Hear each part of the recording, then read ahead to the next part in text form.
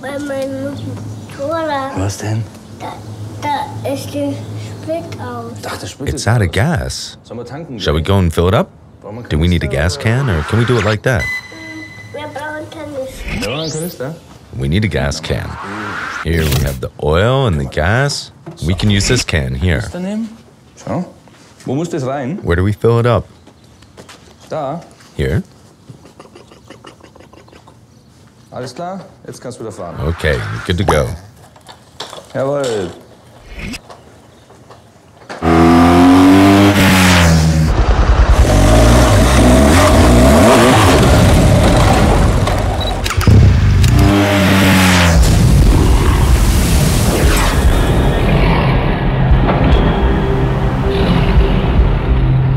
I'm going to BMW to buy myself a motorbike. One motorbike I can do everything with, so it'll have to be the GS. That's why I've had my GS for 20 years, and I intend to keep it. Okay, we'll put yours to the left. It doesn't matter if I want to go fast or slow, or if I'm in a good mood or a bad mood. I just feel great riding it. It's just perfect.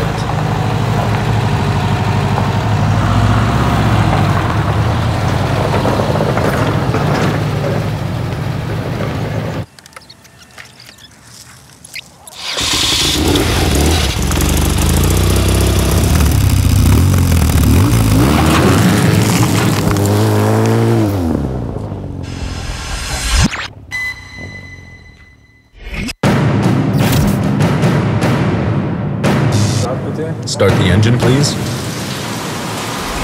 60 kilometers per hour. Now 100, then step on the gas.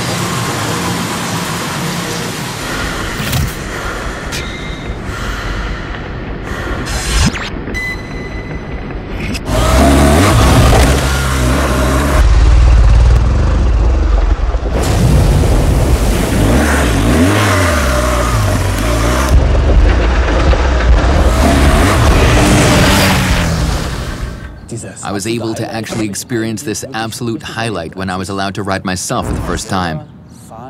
The lightness really hit me. It's indescribable. You set off and immediately you're hungry for more. You haven't even covered a single kilometer and you want more, more, more.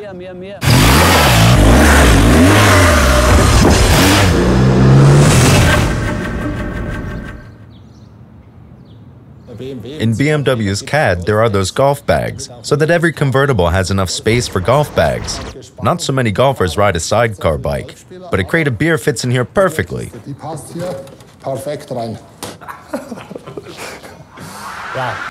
My personal bike is this 800 GS. It's still the old 2-valve model. As we say, an old flame never dies. This holder was actually built for use in the winter, but if you feel like it in the summer,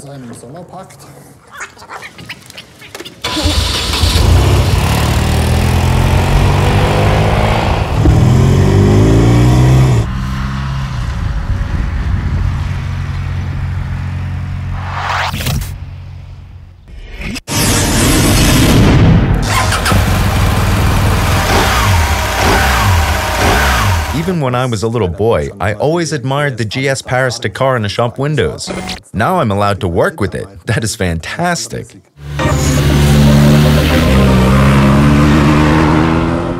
Previously, we had the possibility of switching off the ABS and the anti-slip regulation, and to adjust the spring basis as well as the shock absorption. But there were always 4 actions involved in that. You constantly had to configure when switching from road to off-road. Now there is this so-called mode button used to switch from enduro to road, for example. And then all these parameters are reset in one go.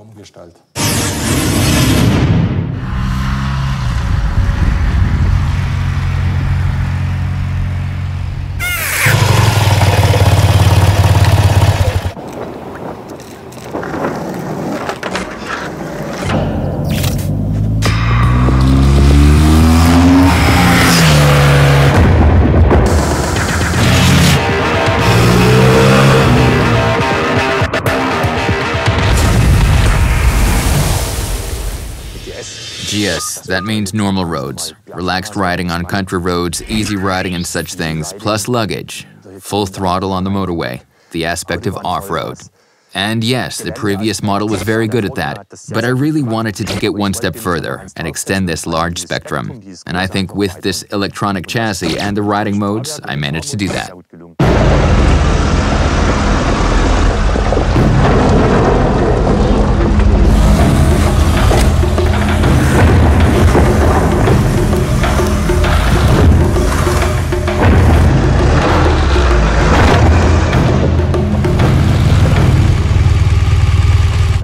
For one thing, I'm able to now explore a route here. I take a ride and want to use a soft mode, want to absorb the pebbles, and then I see a passage and say to myself, maybe I can jump this water ditch. Then I reset with the touch of a button and can do a neat jump without having to worry about spinning.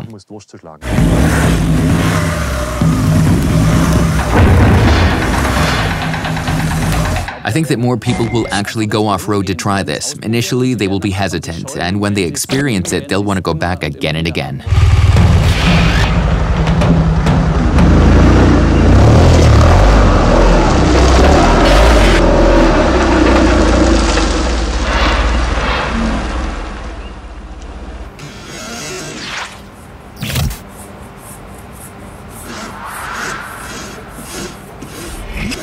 This is relatively wide. At the end of the day, we shouldn't be too wide so that the thing falls out of the vehicle, so to speak. We don't want that. It has to look integrated. Roughly about 6 millimeters out, and then pull it outwards again up there. I personally really like that, as this will enhance how the shadow falls here. Before the GS, we even had the opportunity to create a so-called visionary model. Totally free of any limitations. Wheelbase was there, of course, boxer as well, and the rest was about having crazy ideas. So in 2007, we'd created such a model, and that was cool. Now the adjustments. Forward. Okay, that fits. Great.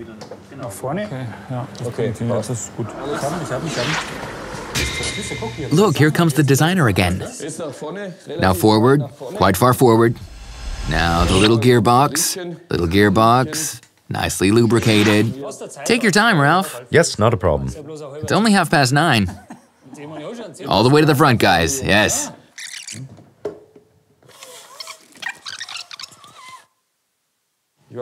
I'd gone to see my brother-in-law in Heilbronn in the Holy Land to pick something up. That's when I spotted the bike. I asked him what he was doing with the machine, and he said, just take it. That's how I got a GS. In 1983, I could not afford buying one. A beautiful engine. It's a real monolith, isn't it? Slim toward the front, and then you see this huge thing, and you think you'll get caught in every corner, but that's not the case. What is really different is that we have moved the mass away from the center towards the front. It pushes forward. It really wants to go for it and go full throttle. That was really important to us, so that even from far away, everyone can see it coming and realize, hey, that's the new one.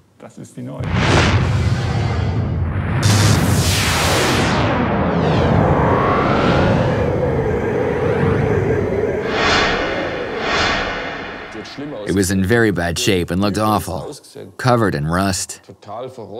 First, we had to overhaul the carburetor just to a minimum level. And then I rode this thing that almost fell apart all the way to Venice, without any problems. I so fell in love with that machine. Absolutely great. I think it's a classic. So, you want a beer? When it came to the headlights, we had the opportunity to realize full LED headlights with integrated daytime lights that go around this U-shaped element containing the lens package. For the high beam and the low beam, there is another X element. The LEDs sit on and it spreads out like that. Looks really cool.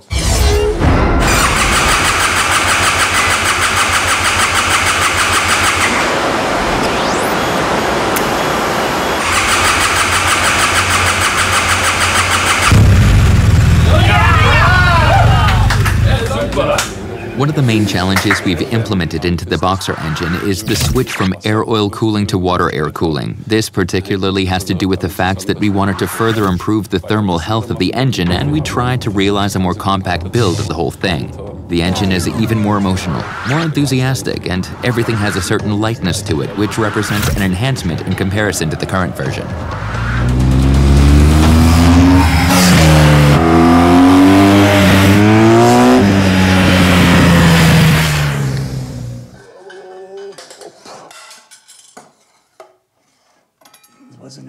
No, I don't remember where this is from.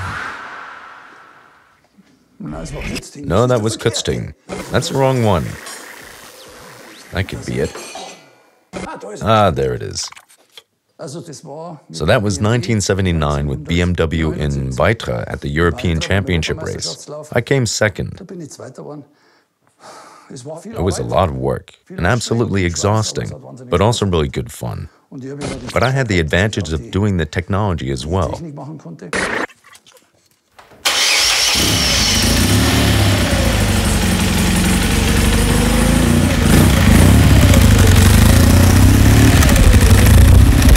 That was the original base model, yeah. I left 6 years ago now, and time doesn't stand still. I know my ex-colleagues are good people and know how to build motorbikes. So, I'm really looking forward to finding out what this bike can do. Laszlo. Hey Rafi, great to see you.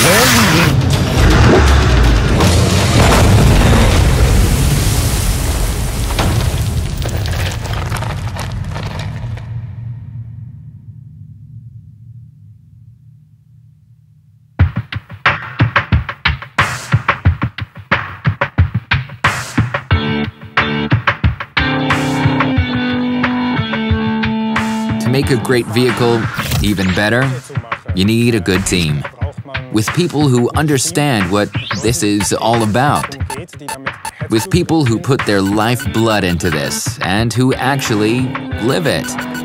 We got a fantastic team together that managed to take this vehicle all the way to another level.